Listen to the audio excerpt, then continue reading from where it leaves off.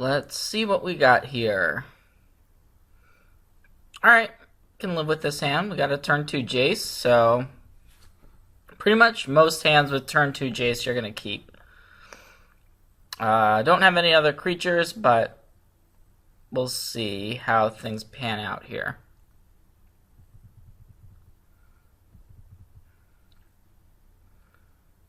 Alright, it looks like we are up against mono white humans. So our Liliana on the play has the potential to be very good. We'll see what our opponent plays here. It looks like it's not going to be a Thalia's Lieutenant, though, which is good news. Although it is 2 more creatures. So our opponent had 1 drop into 2 more 1-drops. I think we still want to go ahead and run out our Liliana, though.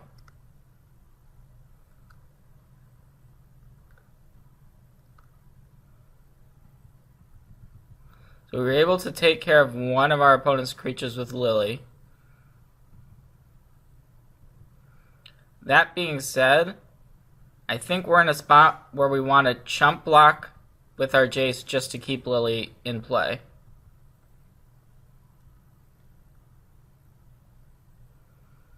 And we're we don't have that much gas in our hand. So, alright, our opponent's got a follow-up here. Here's a knight, and it looks like a pass. So we drew Relentless Dead for the turn. Huh.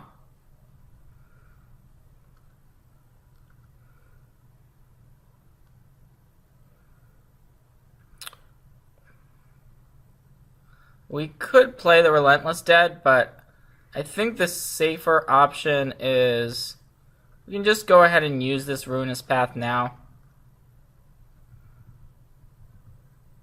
And it could be that our opponent has a way to make this into a 3-power creature. Okay. So our Liliana's gonna hit the bin.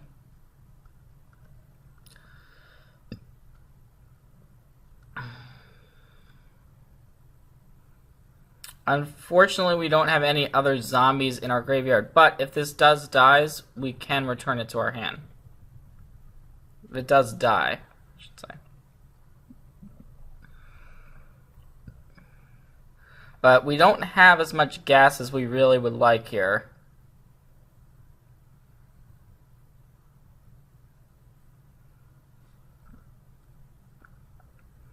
We can go ahead and Grasp of Darkness the Militia Captain.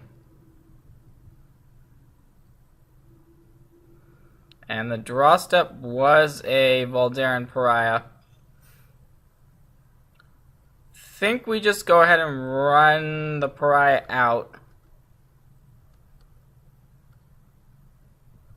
And pass back. Our opponents had a pretty solid draw here.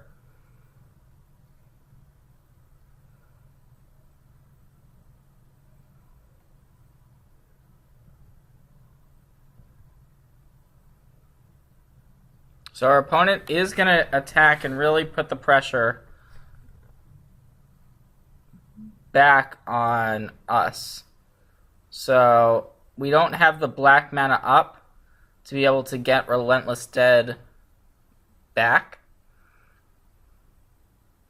We would like to be able to flip Voldaren Pariah, but realistically we would need to draw a Haunted Dead in order to do so.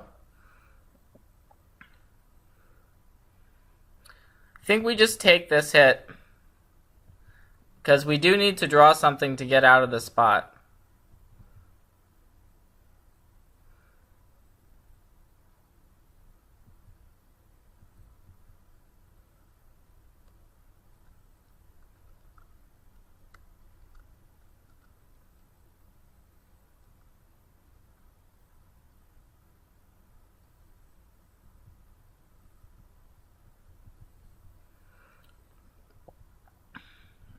So we're basically forced into playing on the defensive here. And gonna go ahead and block the knight.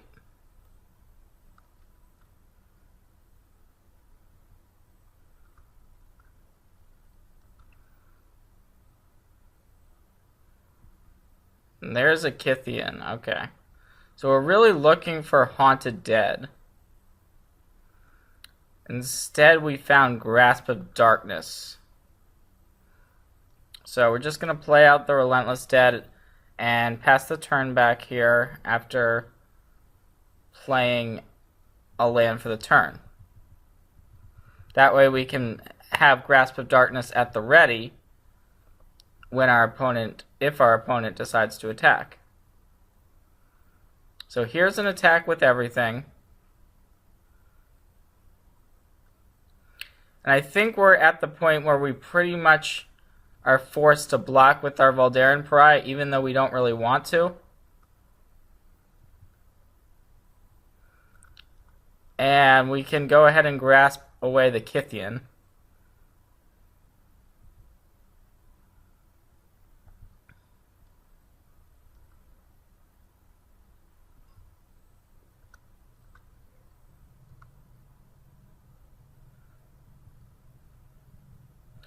And it's a game that's kind of coming down to top decks. We drew a Jace, so we're just going to play out our cards. We're definitely hoping our opponent doesn't have anything more in hand. So we'll see here.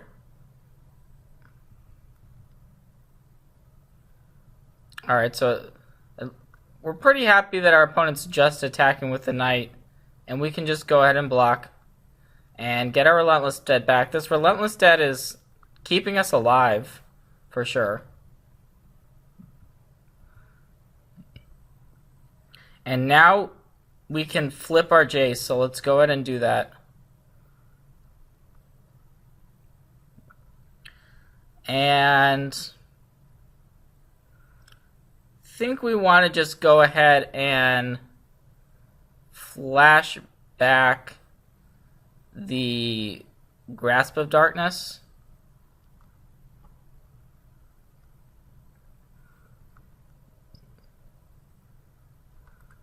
And we can use that to get rid of this knight that's been causing us so much of a headache. So it's basically come down to top decks here. We're slightly ahead at this stage. But there's a Declaration in Stone, so that's going to mean our opponent is going to permanently get rid of our Relentless Dead. And this Envoy is going to be able to get rid of our Jace. So we're going to be able to pop this Clue, though, and get a couple of draws. There's a Prized Amalgam and a Distended Mindbender.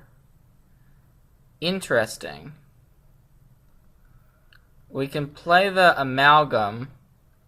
I think it's pretty likely our opponent just has a land in hand.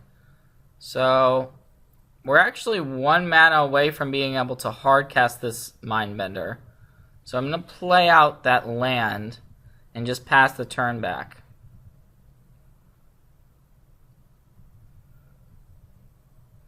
Alright, there's a Town Gossipmonger.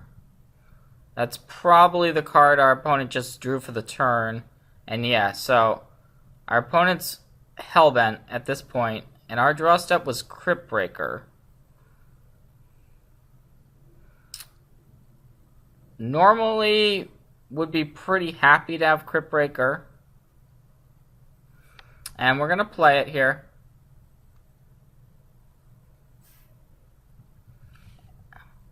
And just pass back. We could emerge the Mindbender.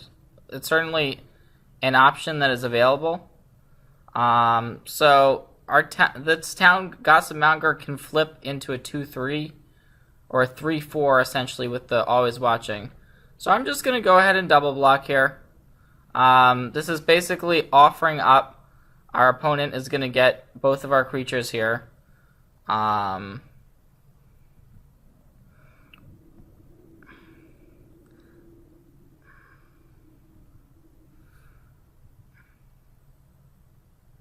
And there's another copy of Prized Amalgam, so we're hanging in there.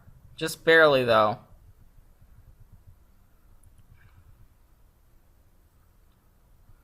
And there's an Anointer, okay. So we haven't really been able to pressure our opponent very much. Voldaren Pariah is potentially a way of doing that.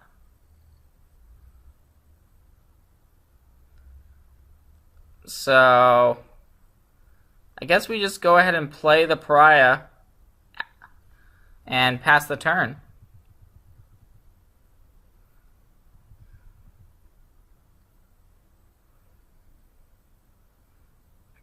Our opponent doesn't have great attacks here. Okay, the Griff Spoon is problematic. We're pretty much forced to block with our Voldaren Pariah even though we don't want to. Because we can't afford to fall down to such a low life total.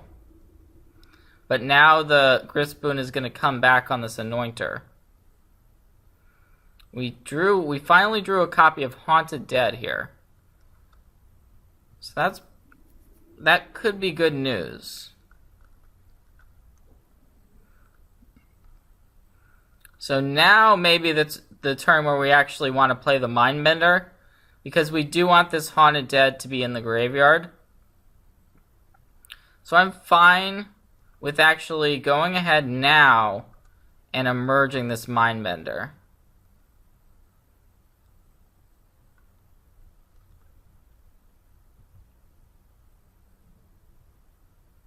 And as we thought, our opponent does just have a land, which was to be expected, of course. But we've actually we're setting ourselves up to have a clock of sorts. Our opponent's coming in with the Anointer of Champions. I think we can take this one hit here. It's going to be 4 damage coming across, probably.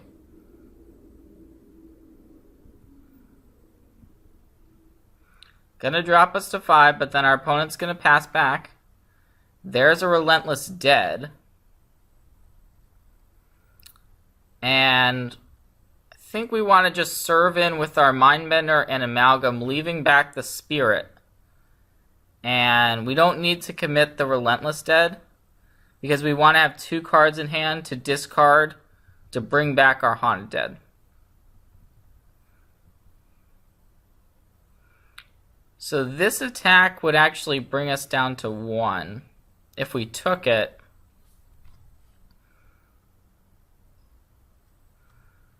I think the safest play is just to make the block.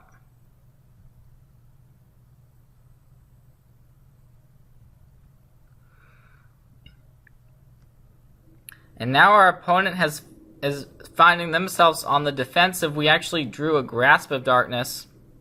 And that's going to be the game. Wow.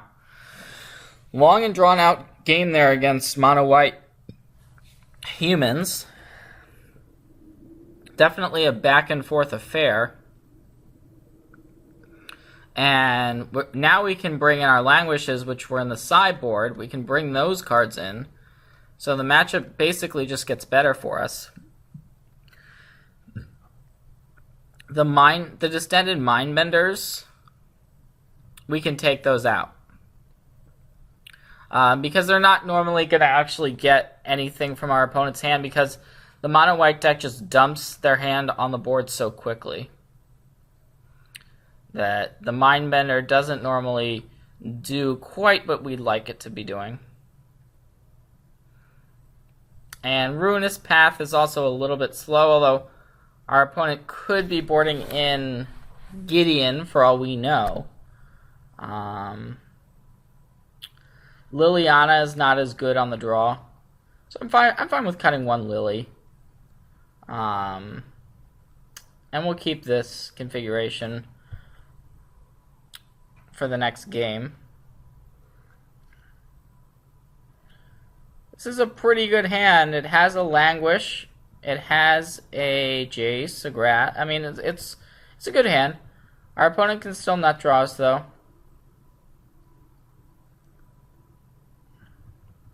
So we're hoping not to see 2 more 1-drops here.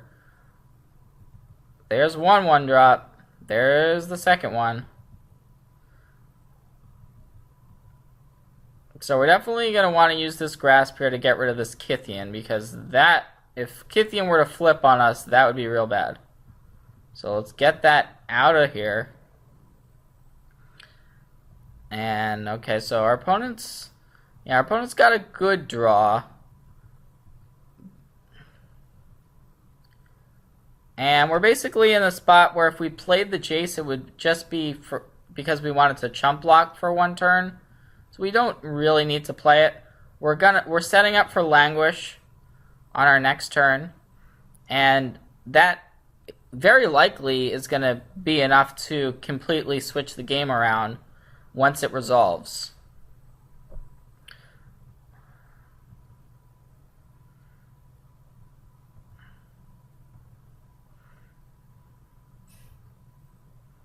And it looks like our opponent is smelling it out because they aren't committing any more creatures. But it's still going to be 4 creatures that die to this Languish.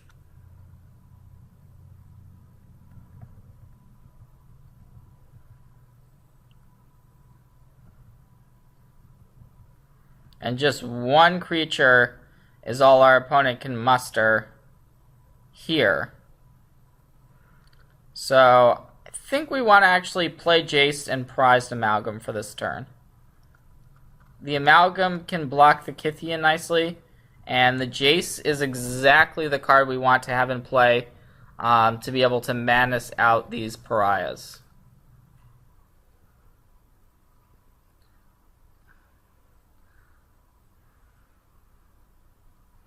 So our opponent's smartly using that Declaration in Stone to get rid of our Jace, which is unfortunate.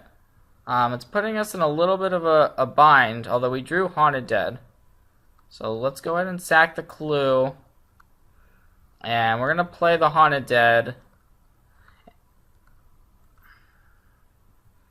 And this means we have 3 creatures in play, so we can potentially get rid of them all to flip our Voldaren Pariah, depending on what our opponent does here. I don't think we want to chump block with the Spirit just yet. So we're going to take the 3 damage. And there's a Dragon Hunter as the follow-up.